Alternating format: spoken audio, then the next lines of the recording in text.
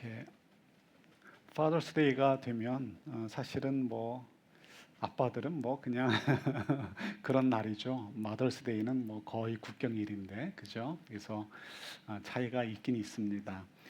저도 파더스데이가 되면 이렇게 아버지를 생각해 보려고 애를 씁니다. 아버지가 이렇게 바쁘셔서 많은 추억은 없지만 그래도 마음속에 간직한 추억들이 있죠.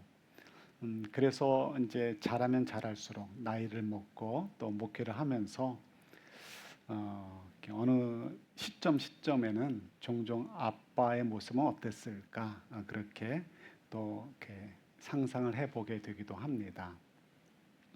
어렸을 때 기억도 있죠. 아버지와 함께 정말 누나 저 그리고 아버지와 함께 그 마당에 꽃밭을 만들었던 기억도 있고 합니다. 꽃밭을 만들었던 곳은 다른 곳이 아니고요. 강원도 양구라는 곳입니다. 양구 얘기를 하려고 이렇게 서론을 길게 뽑았습니다. 양구에 보면은 해안면이라는 곳이 있습니다. 그래서 해안면 사진을 하나 준비했는데 한번 보여주실래요? 예쁘죠? 산 위에서 찍은 것인데 저 아래 그 분지라고 하죠. 그뺑 둘러가지고 높은 고지들이 있고 가운데 이렇게 평평한 곳이 이제 산 속에 있는 고지입니다. 분지라고 하죠. 분지라고 하는데 그곳이 해안면입니다. 해안 그러면 바닷가인데 그런 의미가 아니고 돼지 해자인가 봐요. 그래서 돼지가 이제 있어서 평안한 동네. 아마 이제 전설에 의하면은 저 마을에 뱀이 많았대요. 그래서 어떻게 하면 좋을까 했더니 옛날에 전설 나오면 꼭 누가 등장해요?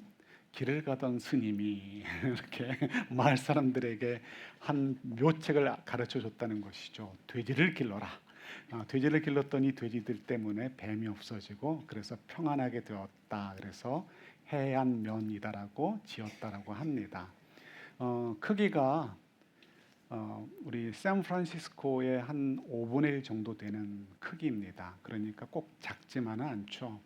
그렇지만 산속에 있고 하다 보니까 지금은 한 1,500~600명 정도 살고 계시다라고 합니다.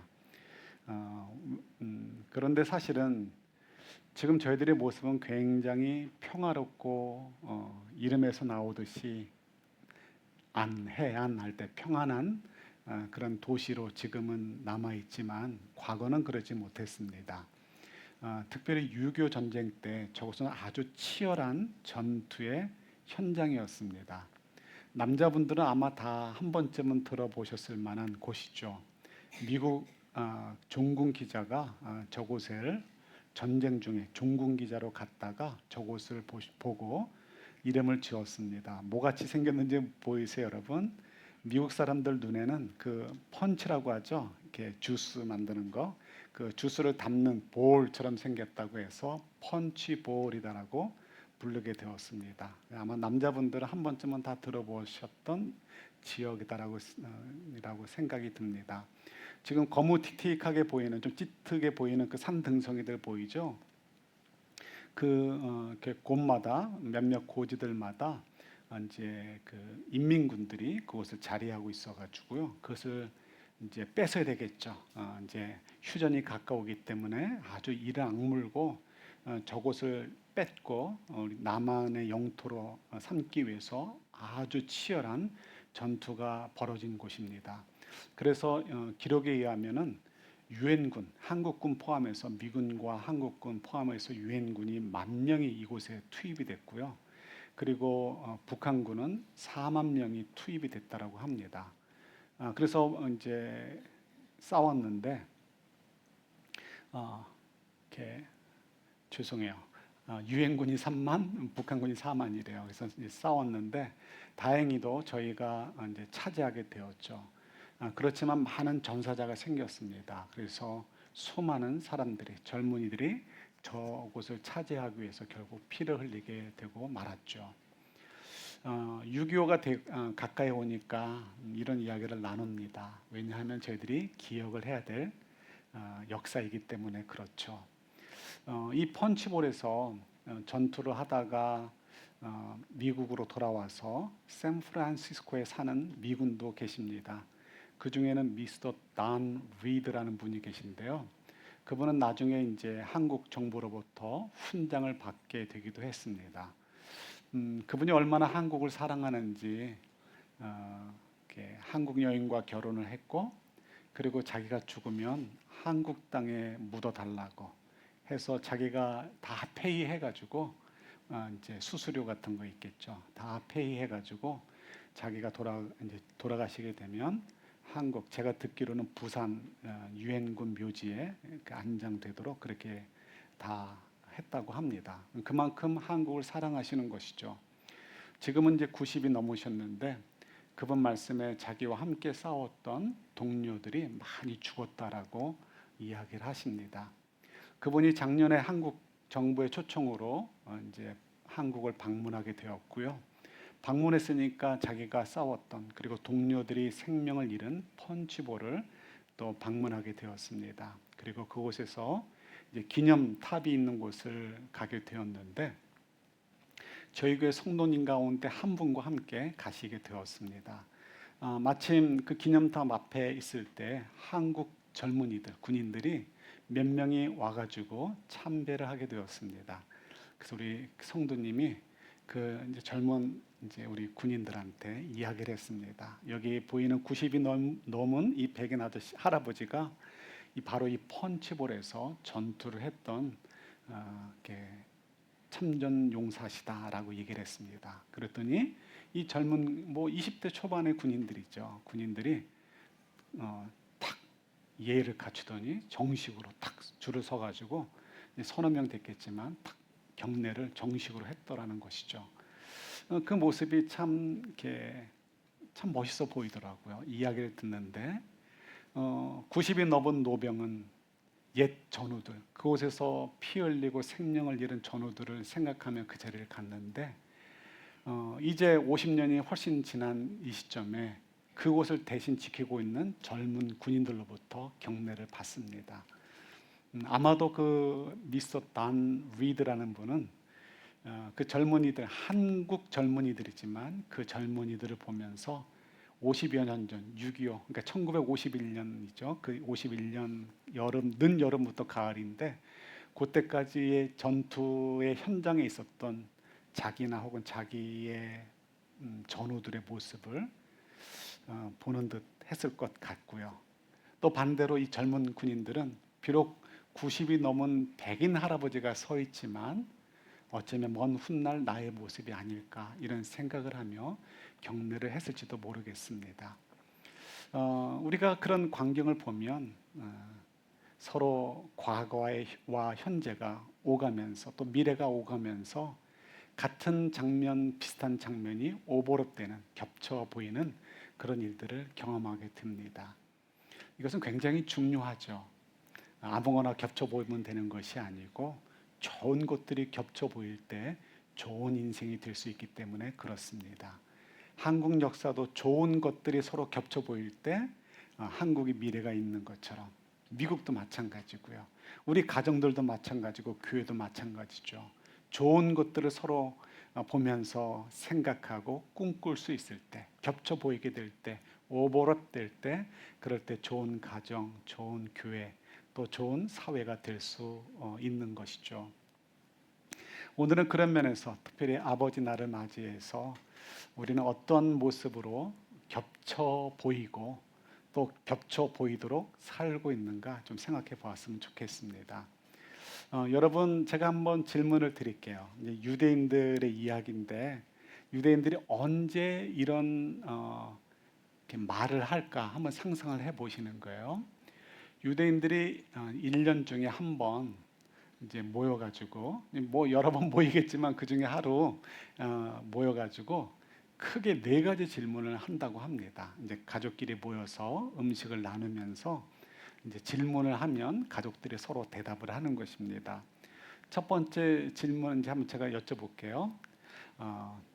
이제 주로 가정에서 제일 어린 이렇게 영기스트가 이제 그 질문을 한다고 합니다. 이렇게 질문하는 거예요. 왜 오늘 우리는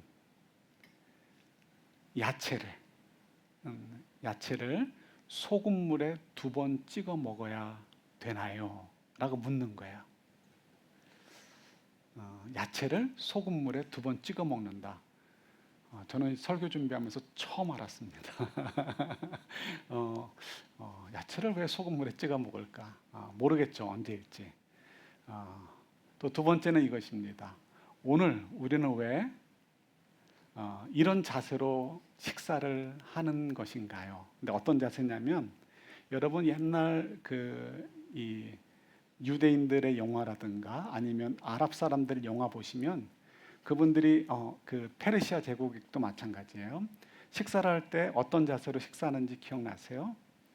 좀 누운 듯이 누워가지고, 로마 사람들도 좀 그렇죠. 누워가지고 식사를 합니다. 오늘 같으면 저희들 입장에서는 소화도 안 될 것 같고, 그렇게 먹으면 뒤에서 그냥 한 대 딱 맞을 것 같죠. 그런데 옛날에는 귀족, 왕족, 하다못해 자유인, 그런 사람들, 평민 이상 되는 사람들이 그런 자세로 식사를 했습니다.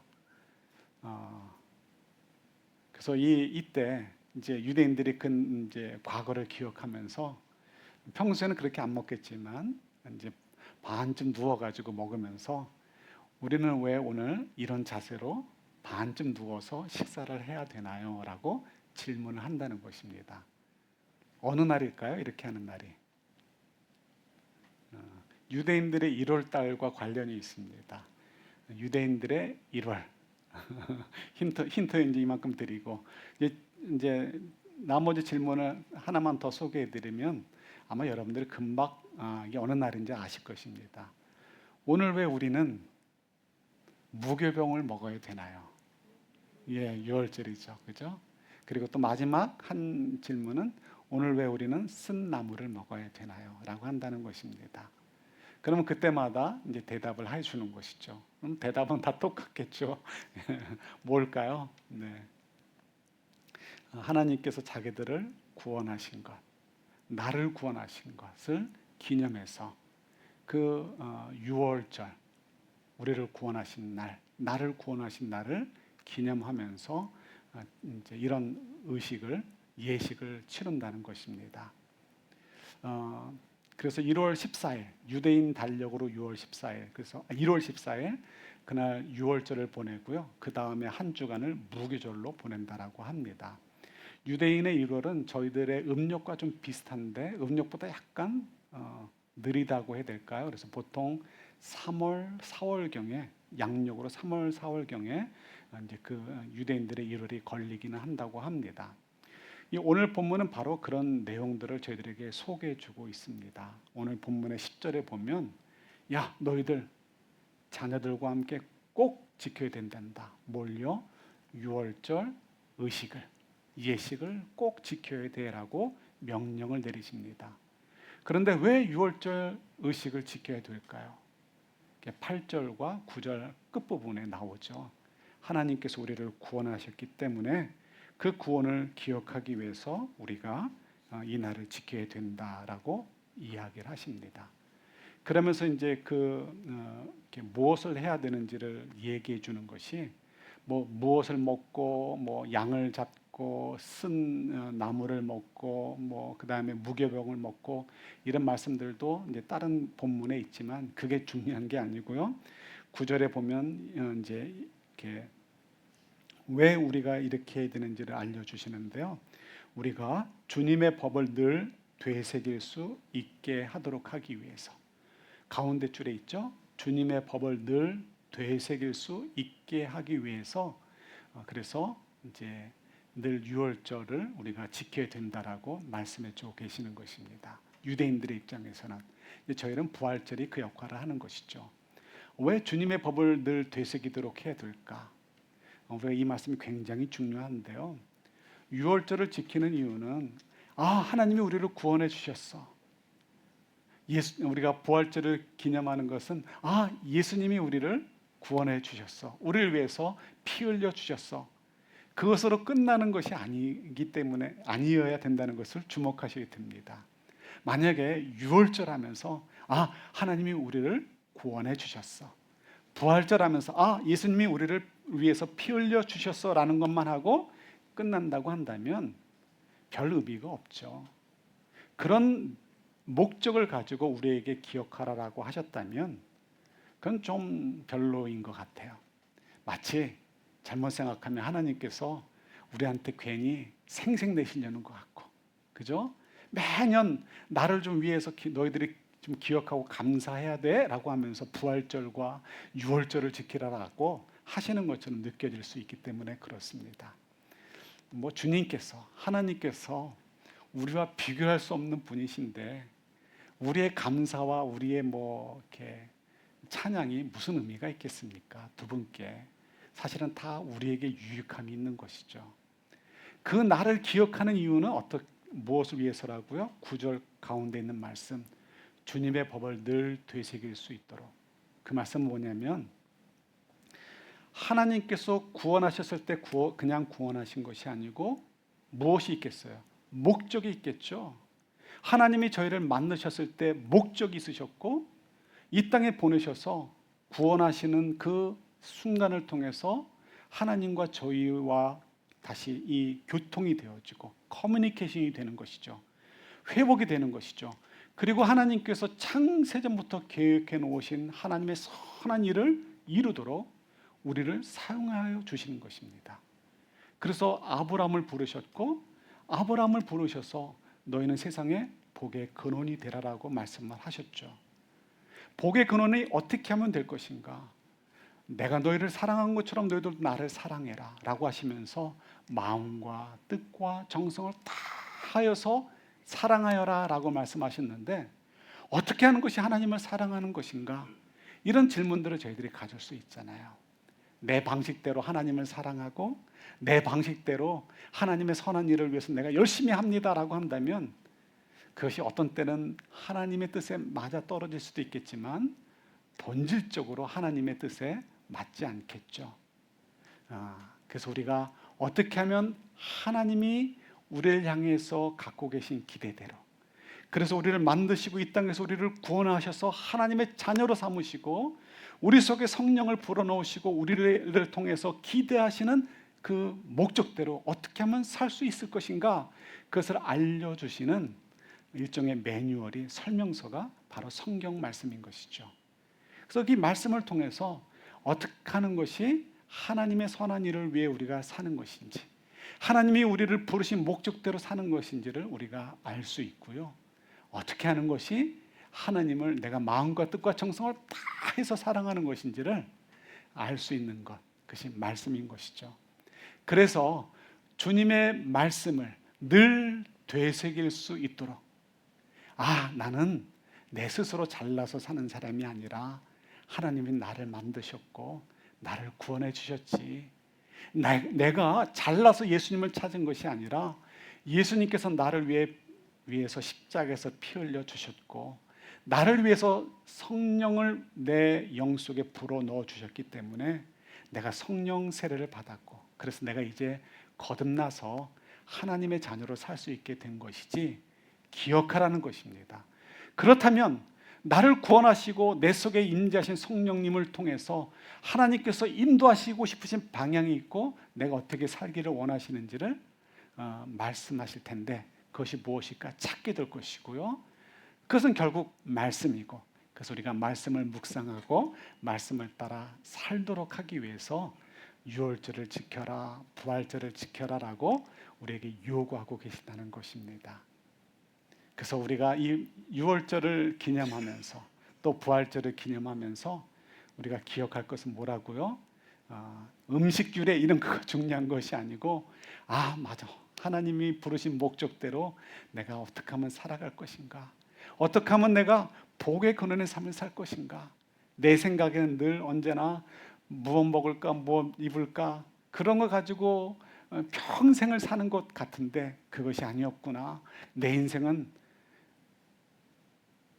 겉으로 볼 때는 그런 삶처럼 보여도 하나님께서 창세전부터 가지고 계신 큰 목적, 선한 목적을 가지고 만들어지고 이 땅에 이렇게 보내져서 그런 사명을 부여받고 사는 인생이구나 하는 것을 깨닫고, 그래서 말씀을 따라 어떻게 하면 그렇게 살 것인가를 우리가 찾아서 살도록 하기 위해서 이제 이렇게 요구하신다는 것입니다.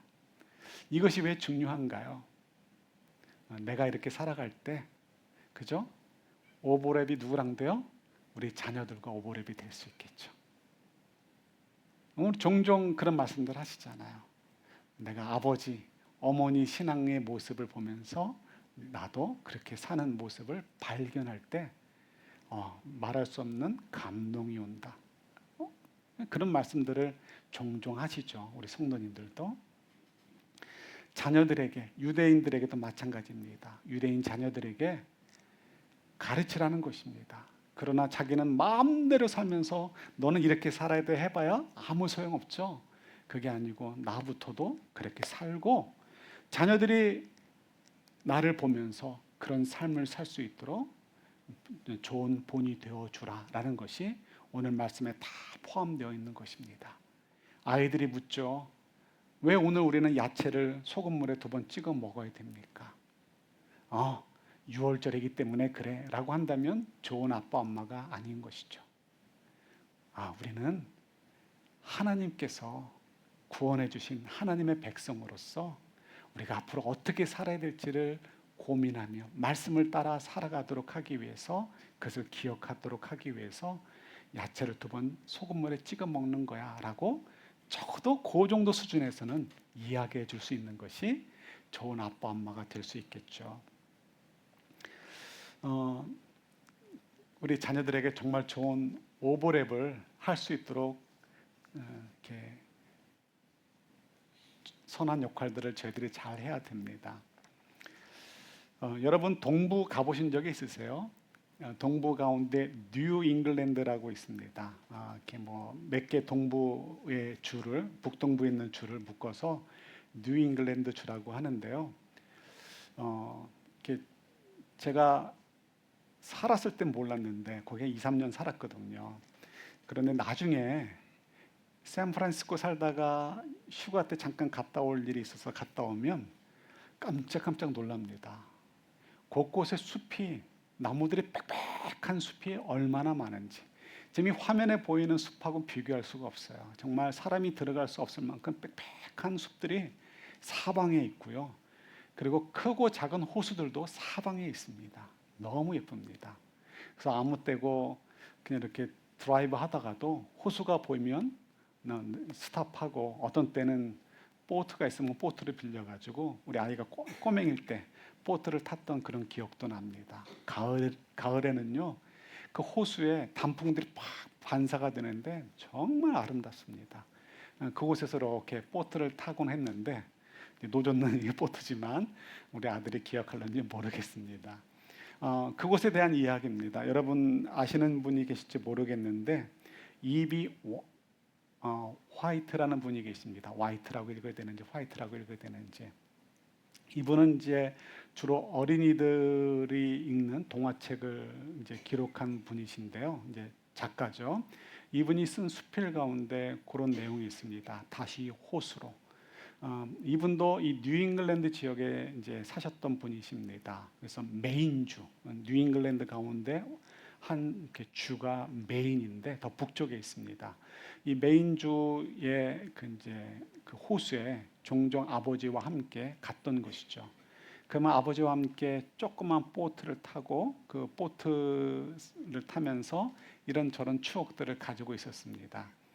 그러다가 이제 어느덧 아버지가 되었네요. 아버지가 되어가지고 자기가 이제 꼬맹이 아들을 데리고 아버지와 함께 놀러 갔던 그 호수로 또 가게 되었습니다. 이제 아버지는 돌아가셨죠. 그래서 아버지 대신 이제 자기가 간 것이죠. 이제 자기 아들을 데리고. 그리고 조그만 보트를 빌려서 타고 호숫가로 나갑니다. 호숫가를 나갔는데 자기 아버지, 할아버지는 돌아가셨지만 나머지 모든 것들은 다 그대로죠.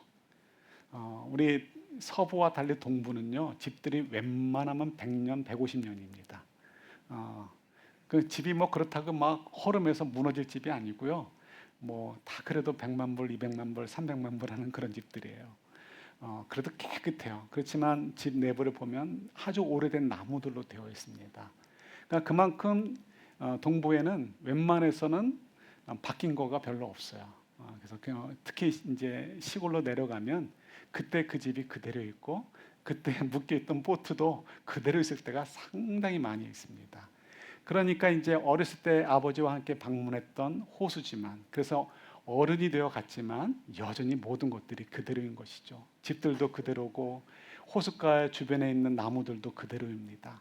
그리고 호숫가에 느껴지는 그 조그만 보트를 타고 나아갈 때 느껴지는 어떤 냄새들, 그리고 물결들, 호수의 색깔들, 이게 다 그대로인 것이죠. 그 순간 자기도 모르게 착각에 빠지는 것입니다. 이분이 뭐라고 표현하냐면, 그때 보트에 있었던 사람은 자기가 아니고 나의 아버지였다 라고 생각할 정도로 그 과거로 시간 여행이 되는 것입니다. 완전히 똑같던 것이죠.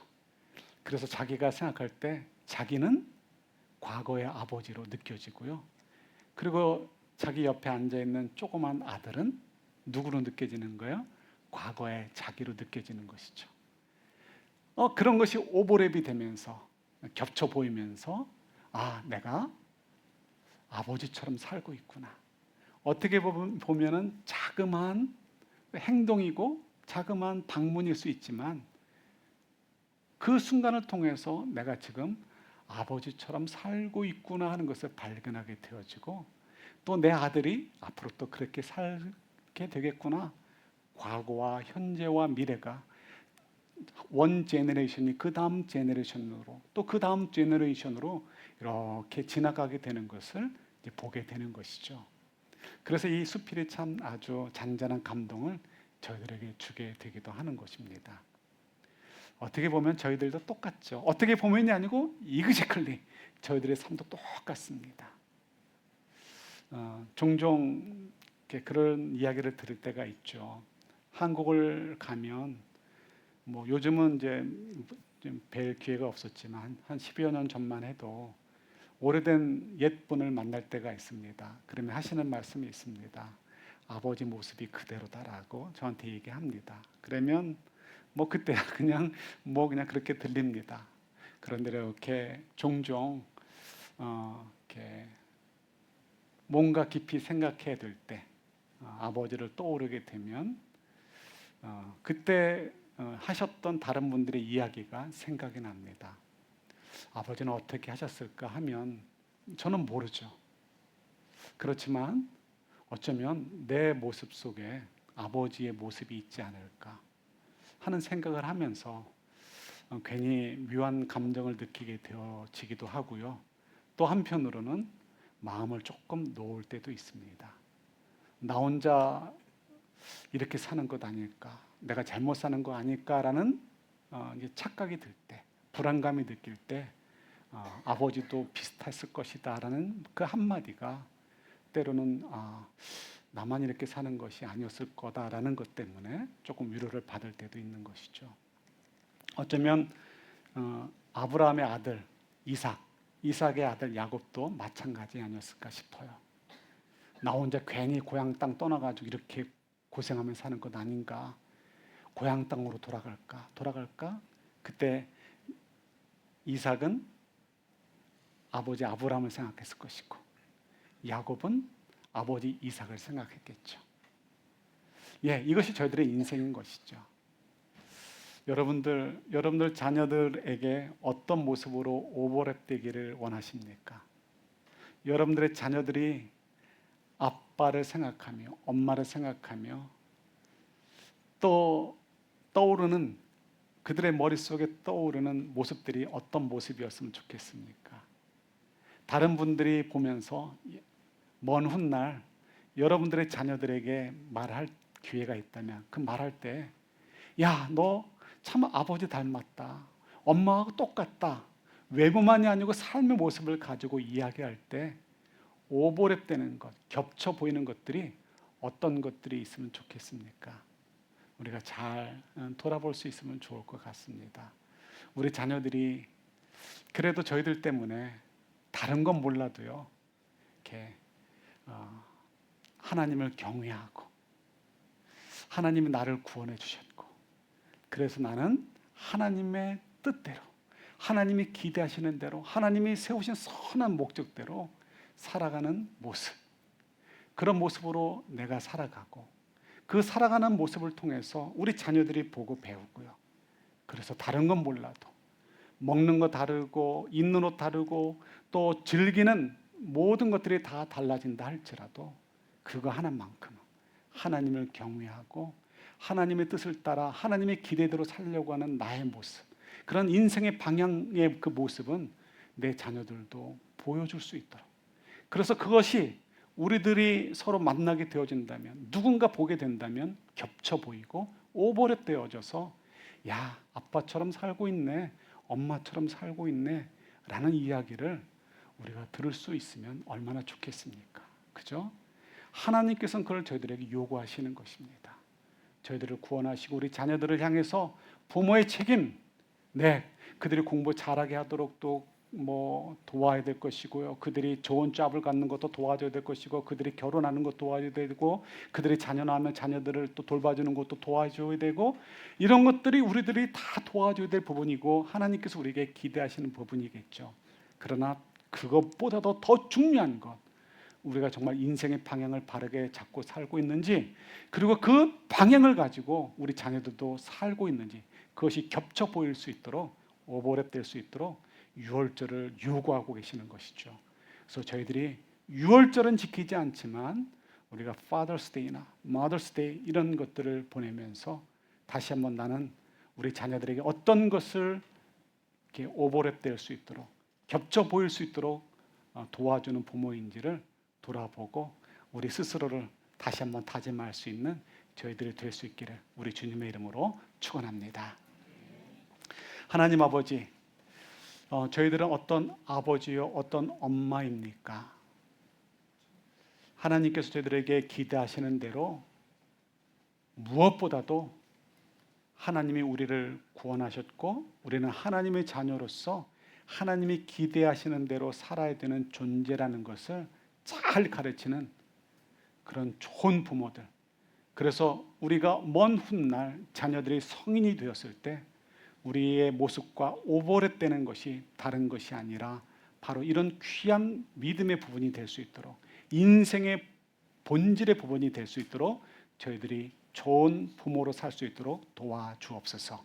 예수님 이름으로 기도드립니다. 아멘.